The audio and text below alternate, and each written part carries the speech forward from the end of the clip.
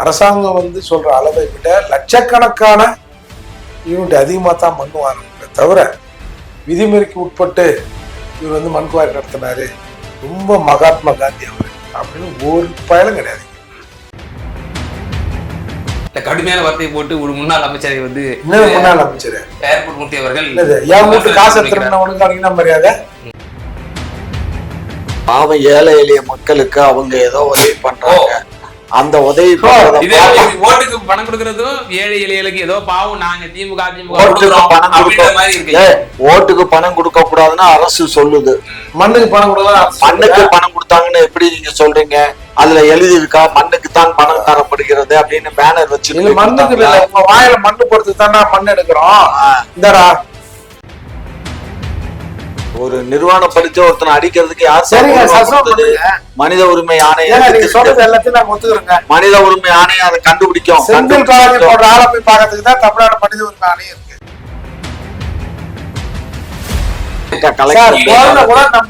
Sir கொஞ்சம் பொறுங்க, ஏங்க துடிக்கிறீங்க? எப்படியாவது எங்க அரசு மேல மண்ணை வாரி சேர வாரி அழிக்கணுங்கிறது உங்களுடைய கங்கணம் கட்டி எல்லாருமே சும்மா இருங்க சார். குக்கு செய்திகள் நேயர்களுக்கு அன்பு வணக்கம். இன்றைய சிறப்பு விவாத நிகழ்ச்சியில நம்மோடு இணைந்திருக்கும் சிறப்பு விருந்தினர்கள் திமுகவை சேர்ந்த முன்னோடி டாக்டர் காமாட்சி நாயுடு ஐயா அவர்களும், மேலும் புரட்சி தமிழகம் கட்சியினுடைய நிறுவன தலைவர் வழக்கறிஞர் மரியாதைக்குரிய ஏர்போர்ட் மூர்த்தி சார் இணைஞ்சிருக்காங்க. இருவருக்கும் முதற்கண் வணக்கம். வணக்கம். முனைவர் காமாட்சி நாயுடு ஐயா, வேலூர் காட்பாடியில் இந்த பாலாறு அதுல வந்து நேற்றைய தினம் ஒரு மணல் அள்ளும் சம்பவம் வந்து நடைபெற்றிருக்கு. தட்டி கேட்ட இளைஞரை வந்து காவல்துறையினர் லாக்அப்ல வச்சு நிர்வாணப்படுத்தி அவரை தாக்கியிருக்காங்க அப்படின்ற செய்தியும் வந்த வண்ணமா இருக்கு. எப்படி பாக்குறது இந்த சம்பவத்தை? திராவிட முன்னேற்ற கழக ஆட்சிக்கு வந்த பிறகு ஒரு அத்துமீறிய செயல்கள், இந்த மாதிரியான வளங்கள் சுரண்டக்கூடிய சம்பவங்கள்லாம் வந்து அடிக்கடி நம்ம செய்திகளில் பார்க்குறோமே. இது சம்பந்தமாக, இந்த அத்துமீறல் சம்பந்தமாக காலையில நம்முடைய சபாநாயகர் அப்பாவு அவர்களிடம் கேட்கப்படும் பொழுது அவர் அதுக்கு உரிய விளக்கத்தை கொடுக்காமல் அதுக்கு அவர் பூசி முழுகும் விதமாக, இது என்ன எங்க ஆட்சியில மட்டும் நடப்பது போல நீங்க வந்து சொல்றீங்க, எல்லா ஆட்சியிலும் இது மாதிரி தான் நடக்குது. மேலும் இன்னொன்னு சொல்றாரு, எடுக்கக்கூடிய இந்த மணல்கள் இந்த கனிம வளங்கள்லாம் வந்து எங்க போகுது? சீனாவுக்கும் பாகிஸ்தானுக்கா போகுது, நம்ம உள்ளூருக்கு தானே பயன்படுது அப்படின்னு சொல்லி ஒரு விளக்கத்தை வந்து அப்பா அவர்கள் கொடுத்ததை வந்து நம்ம பார்க்குறோம். எப்படி இந்த பார்க்குறது இந்த சம்பவத்தை? நம்பர் 1, அது அனுமதிக்கப்பட்ட கோரியா. 2வது நம்பர் 2, அதுக்கு லைசன்ஸ் இருக்கா, பெர்மிட் இருக்கா? பெர்மிட் இருந்து பெர்மிட்டோட அந்த லாரி வந்து மணல் அள்ளுனா அதை மறிக்கிறதுக்கு எந்த விதமான முகாந்திரம் இல்லை. அது எனக்கு தெரியாது. அது தெரியாம நான் அதுக்கு எப்படி பதில்? முதல்ல எந்த குவாரியும் அரசாங்கம் சொல்கிற அளவுல மண்ணு வர மாட்டான். மண்ணு வரனா அவன் படையன். அரசாங்கம் வந்து சொல்ற அளவை விட லட்சக்கணக்கான யூனிட் அதிகமாக தான் மண் வாங்க தவிர விதிமுறைக்கு உட்பட்டு இவர் வந்து மண் குவாரி நடத்தினாரு, ரொம்ப மகாத்மா காந்தி அவர் அப்படின்னு ஒரு பயலும் கிடையாதுங்க. மண்ணு திருடுறவன் எல்லாம் திருட்டு பயதான், மண் எடுக்கிறவன் எல்லாமே திருட்டு பயதான். என்ன சார், முன்னாள் அமைச்சர் எதிர்கட்சியாக இருந்த போது நாங்கள் ஆட்சிக்கு வந்துட்டோம்னா 11 மணிக்கு வந்துட்டோம், 11:10 மாட்டு வண்டி எடுத்துட்டு போங்க அல்லுங்க அப்படின்னு கூட சொன்னாரு. அதுதான் சொல்றேன், மண் எடுக்கிறவங்க திட்டு பயதான். அதான் திட்டு போய் ஜெயில இருக்கிறான், வேற என்ன? கடுமையான வார்த்தையை போட்டு ஒரு முன்னாள் அமைச்சரை வந்து முன்னாள் அமைச்சர் ஏர்போர்ட் மூர்த்தி அவர்கள் என் வீட்டு காசு எடுத்துறவனுக்கு அவனுக்கு மரியாதை. ஏடா பிச்சைக்காரன் பிச்சை எடுத்தான்னா அவன் காசு 10 ரூபா அதிகம் வாங்கி தின்னீங்க, அவனோட கேவலம் தானே நீங்க. அப்போ என்ன மரியாதை? விளக்கத்தை கேட்டு சார், மரியாதை என்பது ஒரு பதவிக்கும் வயதுக்கும் இல்லை சார், அவங்களோட நடத்தையின் அடிப்படையில் தான் சார் மரியாதை. ஒரு சின்ன குழந்தை கூட வாங்க தம்பி போக தம்பின்றோம்ல, அவனோட செயல் தான் அது. இல்ல, அது வந்து மணலை வந்து ஒரு குறிப்பிட்ட இத்தனை மீட்டர் டெப்த்து தான் எடுக்கணும்னு சொல்லி ஒரு கவர்மெண்ட் வரையறை பண்ணுது. அந்த வரையறுக்குள்ள மண் அள்ளப்பட்டதாங்கிறது தெரியணும். அதை மீறி அள்ளியிருக்காங்களாங்க, அள்ளியிருந்தா அது தவறு, அதை அள்ளக்கூடாதுன்னு அவர் கரெக்ட். சார், நம்ம இங்க நம்ம திருவள்ளூர் மாவட்டத்துல ஒரு பக்கத்துல இப்ப கொஞ்ச நாளைக்கு முன்னாடி ஒரு பிரபல தொலைக்காட்சி நிறுவனத்தின் செய்தியாளரை வந்து மறைக்க பிடிச்சாங்களா, அரெஸ்ட் பண்ணாங்கல்ல. மண் எடுத்தவன் ஊருக்கு ரேஷன் கார்டை வச்சு காசு கொடுக்குறான். என்னத்துக்கு கொடுக்குற நீ?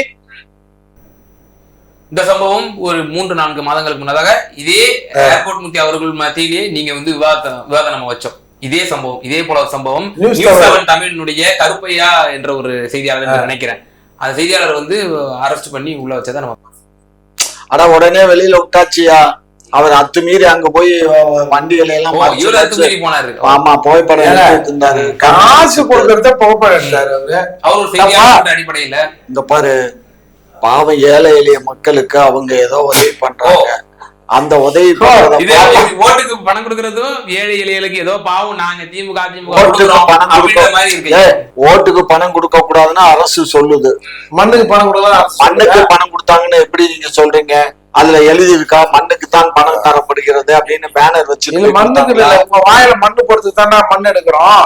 இந்தடா இறுதி செலவு. கற்பியாட்டே பேசிட்டேன், சும்மா இருங்க. அவரே நம்ம இதுக்கு கேட்டோம்லப்பா, சேனலுக்கு வாங்கன்னு கூப்பிட்டோம். சோ அதனால நீங்க நினைக்கிற மாதிரி இல்ல சார். சார் ஒரு விஷயம் நல்லா புரிஞ்சுக்கோங்க ஐயா, அரசு போய் பேசுங்க, மூடி மறைச்சு பேசுங்க. மண்குவாரெல்லாம் சட்டத்திட்டத்துக்கு இல்லங்க, அது சட்டத்துக்கு உட்பட்டு தாங்க எடுக்கணும். சட்டத்துக்கு உட்படாம எடுத்தாக்கா அது தவறு. மறியல் மட்டும் இல்லங்க, அவனை வெட்டி கண்டனமா வெட்டி போடணும். அந்த சட்டத்துக்கு புறமா மண் எடுக்கிறவன நீங்களே எடுத்து கத்தி எடுத்து நீங்களே வெட்டிங்க. ஆமா, நாங்க தான் போய் எடுக்கிறோம். நாங்க தான் மண் வெட்டி எடுத்துட்டு போய் 2006-11 நினைக்கிறேன் அந்த அமைச்சர் வீட்டுல என்ன நடந்தது, சட்டவிரோதமாக அரசாங்கத்துக்கு இழப்பீடு ஏற்படும் வகையில வந்து இந்த செம்மண் குவாரிய வந்து அதுவும் இல்லாம இப்ப இந்த ஆத்து மண் எடுத்தது இல்ல, 48,000 கியூபிக் மீட்டர். இப்ப 48,000 கோடி தான் வந்து அரசுக்கு வருமானம் கட்டியிருக்காங்க. ஆக்சுவலா பார்த்தா அது கிட்டத்தட்ட வந்து 40,000 கோடிக்கு மேல போகுது இல்ல. இப்போ வழக்கு வந்து நிலுவையில இருக்கு.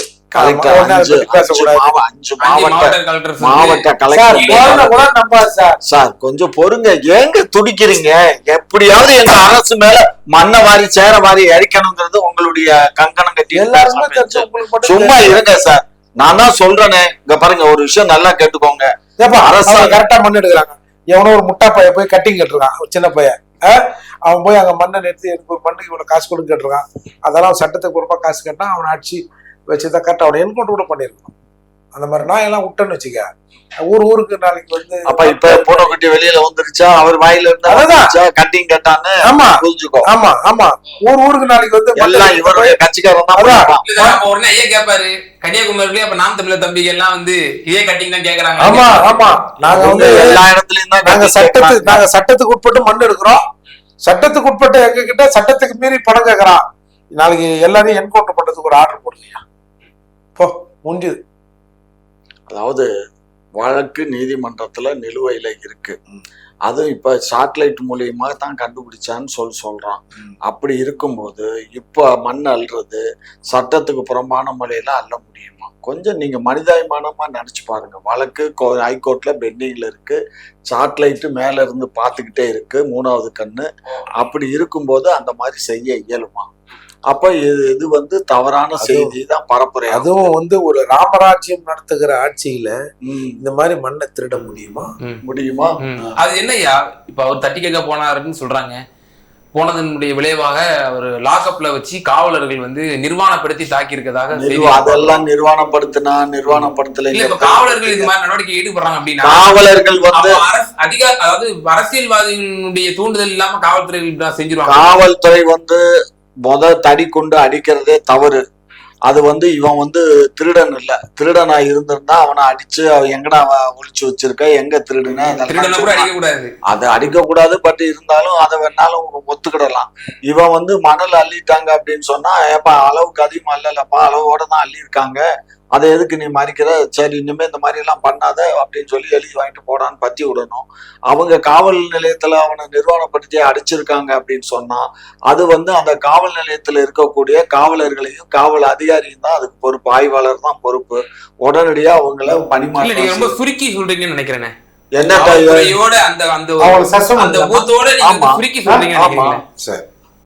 வேற என்ன பண்ண முடியும்? சஸ்பெண்ட் பண்ணுங்க. ஒரு நிர்வாணப்படுத்தி ஒருத்தனை அடிக்கிறதுக்கு மனித உரிமை ஆணையம், மனித உரிமை ஆணையம் அதை கண்டுபிடிக்கும். ஆளை போய் பார்க்கறதுக்கு தான் தமிழ்நாடு மனித உரிமை ஆணையம் இருக்கு. அதெல்லாம் இந்த மனித உரிமை ஆணையம் போகும். போய் அவர்கள் இந்த நடந்த சம்பவம் வேலூர் காட்பாடி நம்ம அமைச்சருடைய தொகுதி தான். அந்த அந்த அந்த வளம் சார்ந்த அமைச்சர் துரைமுருகன் அவரோட தொகுதி. மண்ணு மகான் அவர் துரைமுருகன். இந்த இது மாதிரியான ஈடுபாடு சம்பவங்களுக்கு வந்து திரு கண்ணதாசன் அவர்கள் ஈடுபட்டு நீதி கேட்டு தருவாரா? அவர் ஒரு ஹியூமன் ரைட்ஸ்னுடைய போகணும். கண்ணதாசன் அங்க போய் காவல் நிலையத்துல போய் என்ன நடக்கும், கண்ணதாசன் போலனா பண்ணணும். கண்ணதாசனுக்கு வந்து மாற்றா காமாட்சி நாயுடு போவார். காமாட்சி நாயுடு ஒன்னும் நான் வந்து மனித உரிமை ஆணையத்துல இல்ல, ஹியூமன் ரைட்ஸ்ல நான் இல்ல. அவங்க மேல ஆட்கள் இருக்காங்க. அவர் இல்லைன்னா இன்னும் 2-3 ஆட்கள் இருக்காங்க. அவங்க போக மொத்தம் 4 பேரோ 5 பேரோ கொண்ட கமிட்டி போல இருக்கு. அவங்க போய் ஐயா வேற ஒரு திட்டக்குழுவினோட தலைவரா இருக்காரு, பிரதான் மந்திரி ஆவாஸ் யோஜனா. நீங்க தப்பா சொல்லிட்டீங்க. சரி திரு ஏர்போர்ட் மூர்த்தி சார், இப்போ இந்த சம்பவம் நீங்க எப்படி பாக்குறீங்க? குறிப்பா தொடர்ந்து இந்த கனிம வள கொள்ளைகள் வந்து திராவிட முன்னேற்ற கழக ஆட்சியின் மீது அவ்வப்போது இந்த விமர்சனங்கள் இது மாதிரியான சம்பவங்கள் வந்து நம்ம பார்க்கிறோம். மேலும் 5 மாவட்ட கலெக்டர்ஸ் வந்து இடியில போய் ஆஜராகி விளக்கத்தெல்லாம் கொடுத்தாங்க. இது வந்து எந்த அளவுக்கு துரைமுருகன் அமைச்சர் துரைமுருகன் அவர்களுடைய அந்த இலாக்காவுக்கு ஒரு பெரிய ஒரு பாதகம் ஏற்படுத்தும் நீங்க நினைக்கிறீங்க? 60,000 கோடி மணலை எடுத்து திருடி விட்டு இருக்கிறார் துரைமுருகன் அப்படின்னு நம்ம சொல்ல யாரும், திமுக உடன்பிறப்பு தான் சொல்லிச்சு. கட்சியிலிருந்து நீக்கப்பட்ட பிறகு சொன்னார். கட்சியிலிருந்து நீக்கப்பட்ட பிறகு சொன்னார். அதை நேரடியாக கேட்டான்றதுக்காக நீக்கிறாங்க. நீக்கின பிறகு ஏன்டா ஒண்ணு நீக்கிறான்னு அந்த காரணத்தை சொல்றாரு. இதுக்காகத்தான் நீக்கிறாங்க. ஒன்றிணைந்த வேலூர் மாவட்டமாக இருந்த போது எல்லாருக்கும் அங்க வந்து பங்கு போச்சு. அது வந்து 2-3 மாவட்டமா பிரிஞ்ச பிறகு எல்லா இடங்களிலும் துரைமுருகன் அதே பழைய மாதிரியே வந்து அவர் வந்து வேலை செய்யறாரு. அதான் ஒத்துக்க முடியாது. உன் மாவட்டம் தனியாகி போச்சு, இங்கெல்லாம் நீ வந்து வாழாட்டாத, நாங்க எவ்வளவு நாளைக்கு இப்படியே கிடப்போம்ன்றதுதான் பிரச்சனை. இப்போ நம்ம ஐயா வேற வழக்கு நிலுவையில் இருக்குன்னு சொல்லிட்டாரு. இவங்க வந்து சென்னை உயர்நீதிமன்றம் இல்லை டிவிஷன் பெஞ்சு சொன்னாலும் ஒத்துக்க மாட்டாங்க. சுப்ரீம் கோர்ட்ல போய் சொல்லணும், ஆமா துரைமுருகன் மண்ணை எடுத்துட்டாரு அப்படின்னு சொன்னாதான் இவங்க ஒத்துப்பாங்க. அதால இன்றைக்கு வந்துங்க நீங்க ஏன் மண் எடுத்தீங்க, எப்படியா இவ்வளவு மண் எடுக்க விட்டீங்க அப்படின்னு கலெக்டருக்கு வந்து சம்மன் கொடுத்தா கலெக்டரை காப்பாத்துறது அரசு. நேர்மையான அரசு என்ன பண்ணோம், யோ என்னையா உன்னை வந்து இடி வந்து சம்மன் கொடுத்துருக்காங்க, உங்க ஊர்ல வந்து இவ்வளவு மண் எடுத்துட்டீங்களாமே, நீ என்னையா பண்ண அப்படின்னு இவங்க மத்திய அரசு மாநில அரசு கேட்கணும்ல. ஆனா மாநில அரசு என்ன சொல்லுது, மண்ணு எல்லாம் எங்க உரிமை, இப்ப எங்க மண்ணு பாது, எங்க தாய் மண்ணு, நாங்க எங்க இஷ்டம் போல எடுப்போம் போவோம் வருவோம், நீ யாரு அப்படின்னு நான்லாம் அவனை விசாரணைகளாம் அனுப்ப மாட்டேன் அப்படின்னு நீதிமன்றத்துக்கு போய் தடை வேணாங்க. அதுக்கப்புறம் இடி மேல்முறையீடு பண்ணி போய் பார்க்கலாங்கல்ல. ஆக்சுவலா யார் அது இதுல வந்து உண்மையான நடவடிக்கை எடுத்திருக்கணும், மாநில அரசு எடுத்திருக்கணும். ஐயோ என்னையா இந்த மாதிரி சொல்றாங்க, என்ன நடந்ததுன்னு எடுத்திருக்கணும். ஏன் எடுக்கல, ஏன்னா எடுத்தவங்களே நீங்க தான் அப்படின்ற போது மண்ணுனால திருட்டு தான். அதால இதுல யோக்கியம் வரா சும்படுத்தி வைன்றதுலாம் இல்லவே இல்லை. இது வந்து தம்பி ஏதாவது மறைச்சு சில சமூக ஆர்வலர் இருக்குத்தானே செய்யறான். இந்த நாம் தமிழர் கட்சி மாதிரி மண்ணை காக்குறேன் மலையை காக்குறேன்னு ஏதாவது பைத்தியக்காரன் அலையிறானுல்ல, அந்த பார்த்துட்டு இந்த தம்பி ஏதாவது கேட்டிருப்பாங்கல்ல. இப்ப இந்த சம்பவம் முட்டி அறப்போர் இயக்கம் கூட இதெல்லாம் ஒரு ஆட்சியா, இந்த ஆட்சியினுடைய அவல நிலை அப்படின்னு சொல்லி இந்த வீடியோ காட்சியையும் அவர்கள் வந்து வெளியிட்டு இருந்தாங்க. மேலும் அப்பாவும் அவருடைய பேச்சையும் அந்த அறப்போர் இயக்கமும் மேற்கோள் காட்டியிருந்தாங்க. குறிப்பா ஒரு சபாநாயகராக இருக்கக்கூடியவர் இப்படியான ஒரு விளக்கத்தை கொடுக்கலாமா, நாங்க வந்து இந்த எடுக்கக்கூடிய இந்த வளங்கள்லாம் வந்து சீனாவுக்கா பாகிஸ்தானுக்கா போகுது அப்படின்னு ஒரு சபாநாயகர் இப்படி ஒரு விளக்கத்தை கொடுக்கலாமாங்கிற ஒரு கேள்வி இருக்குல்ல. சீனாவுக்கு லாரி போற மாதிரி தான் இங்கிருந்து அமைச்சிருவாங்க. இப்ப எப்படி கர்நாடகா கேரளாவுக்கு லாரி போறது இல்ல, சீனா சிங்கப்பூர் ஜப்பானு துபாய்க்கு லாரி போற மாதிரி இருந்தா கூட வண்டியில ஏற்றி அனுப்புவாங்க சார். இவங்க ஒரு சபாநாயகர் இப்படியான ஒரு விளக்கத்தை கொடுக்குறாரு, எந்த அளவுக்கு நியாயம்? சபாநாயகர் அவருடைய ஆக்ஸ்பர்ட்ஸ்ல அவருக்கு அது சரியா தோணி இருக்கும், அதனால அவர் சொல்லியிருக்காரு. சபாநாயகருக்கு உங்களுக்கு சரியா தோன்றதெல்லாம் சட்டப்படி சரியாயிடுமா பாருங்க. சபாநாயகருக்கு கருத்து சொல்றதுக்கு நான் பெரிய ஆள் இல்லைங்க, அதனால அவரு சபாநாயகர் இல்ல அறிவுள்ளவர்கள் சொல்லுகிற வார்த்தையா இதுன்னா சொல்லுங்க, எல்லாம் சொல்ல இயலாது. அவருக்கு என்ன ஹாஸ்பிட்டல்ல சொல்லி தெரியாது. அப்பாவு அவர்கள் எத்தனையோ வாத்தியாருக்கு வந்து பாலியல் குற்றம்லாம் பண்ணாங்க, அப்புறம் அவ்வளவு என்ன சொல்றது, வாத்தியாரத்துக்காக விட்டுற முடியுமா சொல்லுங்க. இல்ல அப்பா மீது இல்ல அவரு வாத்தியாரு அவர் சொன்ன கருத்துக்கு மாற்று கருத்து சொல்ல முடியாது.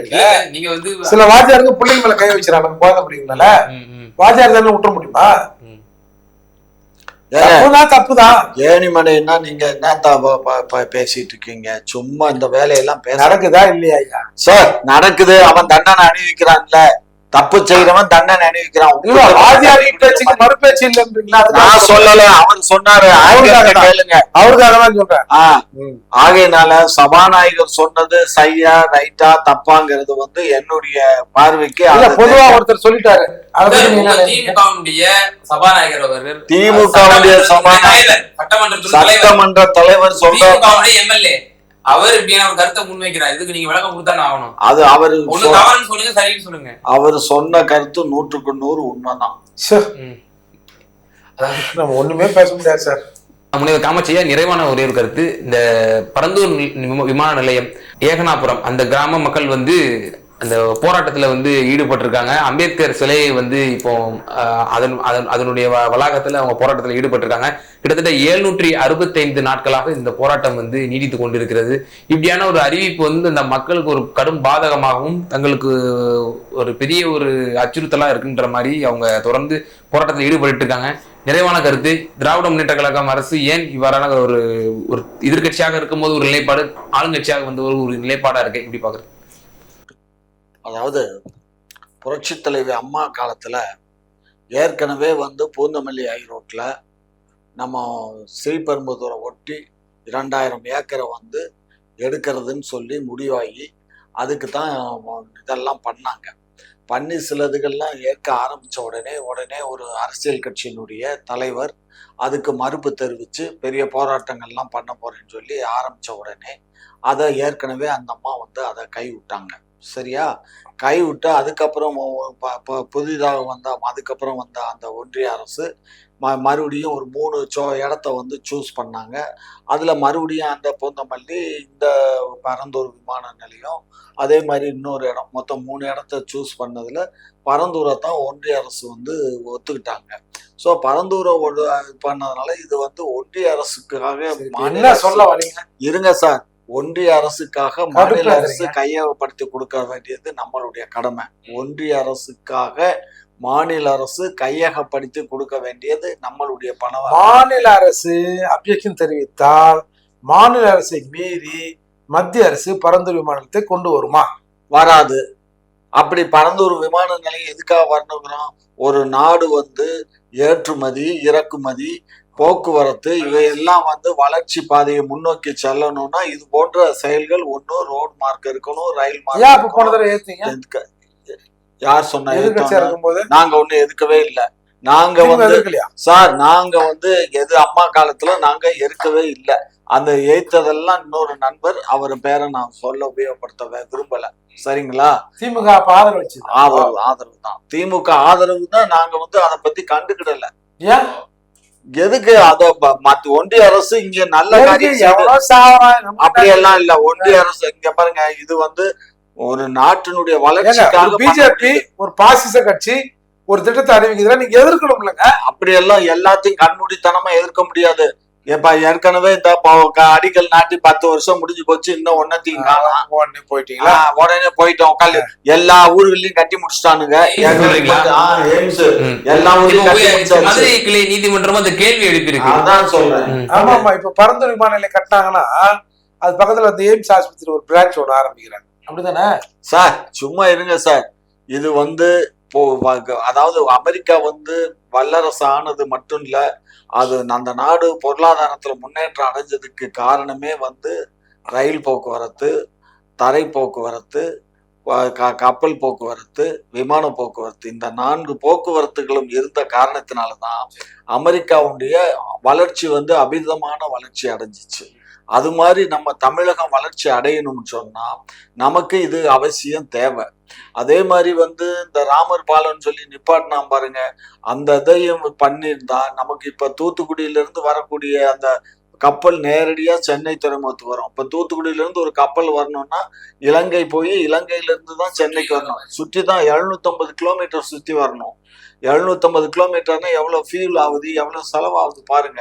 நல்ல எண்ணம் பிடிச்சவன் இந்த நாட்டுல எவனுமே. தமிழ்நாடு கொண்டு போய் இலங்கை பார்த்து வச்சிட்டோம்னா என்னது சென்னை கொண்டு போய் தூத்துக்குடி பக்கத்துல இல்ல இலங்கை பக்கம் வச்சோம்னா சுத்தி வர தேவையில்ல. வேணா சென்னையில பிஜேபி நீங்க வலியுறுத்துறீங்களா சேது சமுத்திர திட்டத்தை வந்து அமல்படுத்தணும்?